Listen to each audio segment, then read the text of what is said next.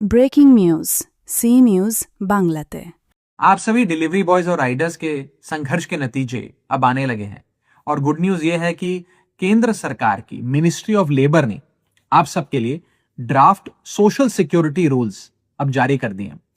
ये रूल्स आप सबकी सोशल सिक्योरिटी को सुनिश्चित करने में मील का पत्थर साबित होंगे।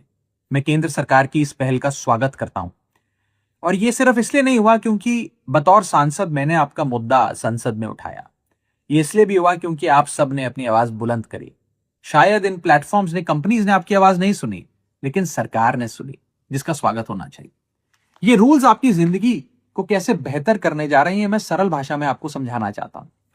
पहली चीज, आपको कानून की आंखों में अब रिकॉग्नाइज किया जाएगा, आपको पहचान दी जाएगी। अब ये कंपनियां आपको इंडिपेंडेंट कॉन्ट्रैक्टर कह के, पार्ट टाइमर कह के या मिसक्रिएंट कह के आपसे पल्ला नहीं झाड़ सकती।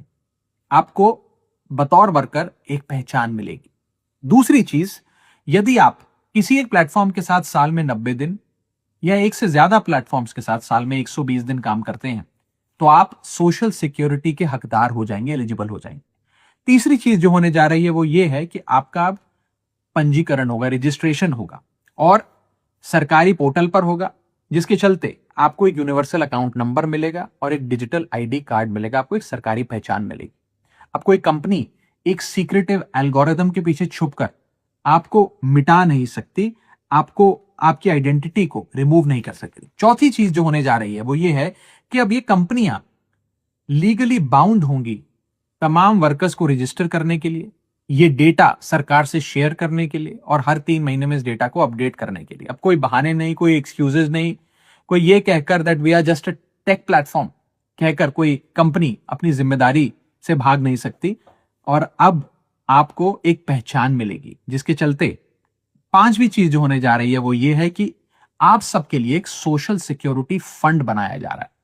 ये सोशल सिक्योरिटी फंड में कंपनियां, ये प्लेटफॉर्म्स जो हैं, इनको अपनी आमदनी का एक परसेंटेज उसमें जमा करना होगा और ये फंड आपकी सामाजिक सुरक्षा पे खर्च होगा। ये कोई चैरिटी नहीं है, ये कोई सीएसआर नहीं है, ये कोई बहाना नहीं है, ये एक स्टैट्यूटरी रिक्वायरमेंट है, कानूनी जिम्मेदारी।